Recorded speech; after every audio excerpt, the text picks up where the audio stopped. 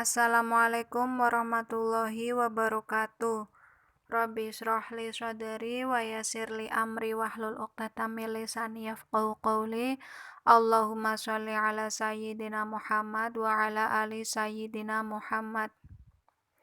Oke, pada pertemuan ke-13 hari ini ya kita lanjutkan, yaitu akan membahas tentang diferensiasi fungsi majemuk. Nah, setelah sebelumnya kita membahas diferensiasi fungsi sederhana, di mana diferensiasi fungsi sederhana itu adalah terdapat variabel bebas dan variabel terikat. Nah, variabel terikatnya itu hanya satu variabel, yaitu variabel Y. Sedangkan variabel bebasnya itu adalah hanya satu, yaitu variabel X. Nah, pada diferensiasi fungsi majemuk, itu variabel bebasnya adalah lebih dari satu, bisa 2, bisa 3, bisa 4. Nah, sedangkan variabel terikatnya itu hanya satu juga, yaitu Y. Bisa juga lebih sih sebenarnya. Nah, kemudian ada diferensiasi parsial, di mana diferensiasi secara bagian demi bagian. Pada umumnya, variabel ekonomi berhubungan fungsional tidak hanya satu macam variabel, tetapi beberapa macam variabel. Contohnya adalah pertumbuhan ekonomi. Kan bisa dilihat dari GDP atau Gross Domestic Product. Nah, itu nanti di teori makro, silahkan kalian pelajari ya. Nah, Gross Domestic Product itu GDP atau kita bisa disebut dengan GDP atau pertumbuhan ekonomi suatu negara itu bisa diukur dari beberapa variabel. Contohnya variabel misalkan inflasinya berapa tiap tahun ya itu ya, atau tiap bulan itu juga ada kan ya datanya. Nah, kemudian suku bunganya berapa, kemudian uang yang beredar berapa, nah itu bisa diketahui. Nah, misalkan suku bunga meningkat, inflasi meningkat, saving atau tabungan bisa juga meningkat, kemudian nilai tukar rupiah, nah nilai tukar rupiah misalkan turun, kemudian uang yang beredar juga sedikit. Nah, akibatnya dengan GDP itu seperti apa? Nah, itu bisa diketahui melalui diferensiasi fungsi majemuk. Nah, sekarang kita pelajari dulu diferensiasi parsial. Di mana ini yang paling sederhana ya. Jika Y sama dengan fungsi F dalam kurung X, Z, maka akan terdapat dua macam turunan, yaitu turunan Y terhadap X atau DY per DX dan turunan Y terhadap Z atau DY per DZ. Nah, itu bisa dilihat di yang nomor 1. Nah, itu ada dua turunan ya, A dan B. Nah, kemudian contoh dalam penerapan ekonominya adalah yang kedua itu, misalkan P, harga, nah itu QRS, nah itu juga karena variabelnya 3, berarti turunannya ada 3.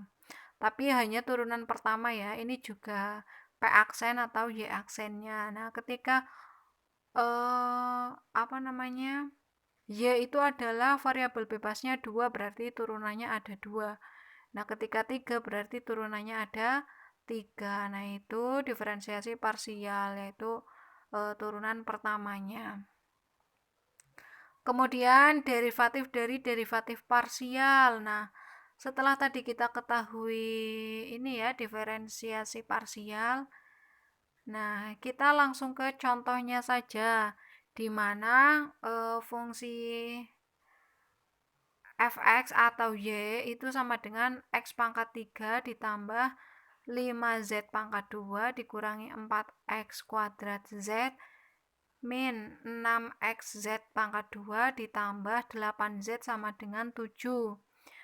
Nah, yang pertama dy per dx itu derivatif y per derivatif x sama dengan, berarti hanya x-nya saja yang diambil, yang z-nya tidak ditulis. Berarti 3-nya bisa ke depan ya, 3 kali 1 3, x-nya jadi pangkat 2 karena diturunkan, kemudian min yang ada x-nya ya, yang tidak ada x-nya itu tidak usah dimasukkan.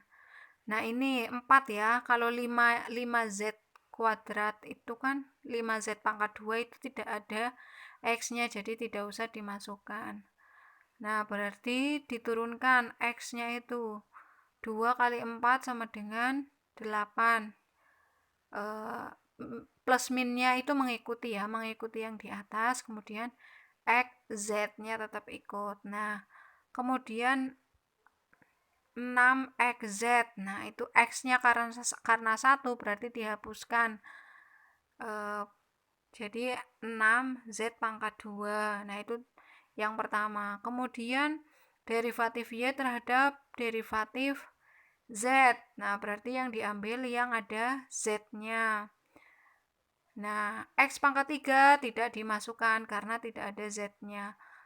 Nah, ini dari mana angka 10? Dari 2 kali 5 10, z-nya itu pangkat 2, berarti di persamaan yang kedua ini derivatif y terhadap derivatif z adalah z-nya hanya 1, pangkat 1. Nah, kemudian ini 4x pangkat 2 z itu juga ada ya, ada z-nya, berarti tapi z-nya pangkat 1, berarti z-nya hilang, jadi min 4x pangkat 2. Kemudian yang min 6xz pangkat 2 itu juga diturunkan lagi, berarti 2 kali 6 12, x z-nya berarti pangkat 1. Kemudian ada lagi plus 8z. Nah, ditulis saja 8 karena z-nya hilang karena dia pangkat 1. Kemudian min 7 tidak ada z-nya, jadi tidak dimasukkan. Nah, jadi persamaannya adalah sebagai berikut, persamaan 1 dan 2. Cara menghitungnya seperti itu ya. Sama seperti diferensiasi sederhana di turunan-turunannya, turunan 1, 2, 3. Nah, itu bisa.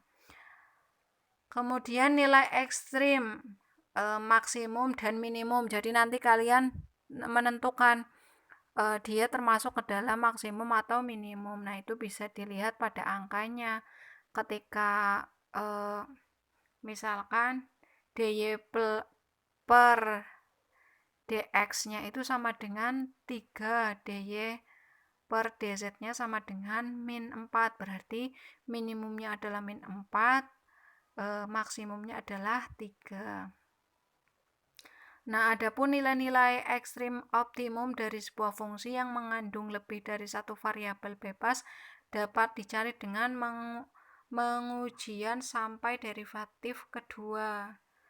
Nah, ini rumusnya ya, silahkan kalian catat pada buku catatan kalian, jangan sampai lupa, syukur-syukur kalian hafalkan. Nah, adapun contohnya itu nilai ekstrim, maksimum, dan minimum adalah sebagai berikut.